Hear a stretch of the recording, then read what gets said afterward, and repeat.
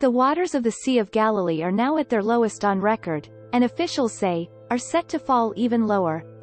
The crisis is both natural and man-made.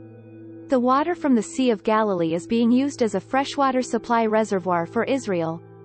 The waters of lake are channeled throughout Israel through giant pipes, large-scale pumps, canals and artificial lakes.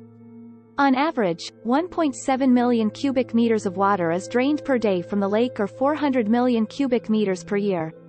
The local newspaper record that the water level had receded to dangerously unsustainable levels, and it is predicted that moving forward in time will see the further depletion of the lake. The consumption levels have superseded the natural replenishment of water. Israel's rapidly growing population adds to the need for the new water infrastructure project, he said. Every 30 years we double the population. Without this project, it would be an awful situation. This year, we only pumped 20 million cubic meters, but the lake is in a very bad state, said Gavati. Both the Dead Sea and the Jordan have also suffered from overuse. At the Water Ministry, blame for its condition is placed on 5 years of drought. But climatic factors alone are inadequate to explain the record shrinkage of the Sea of Galilee, wrote Michael Wine, Alon Rimmer and Jonathan Larone, researchers at Israel's Ben-Gurion University.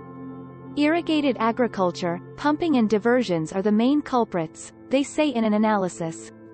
And environmentalists note that the more Israel relies on fossil fuels to power its desalination plants, the more its carbon emissions will worsen climate change.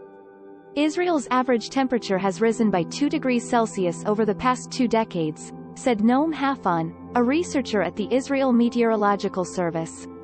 Several scholars in the Muslim world are observing the lake's water levels closely.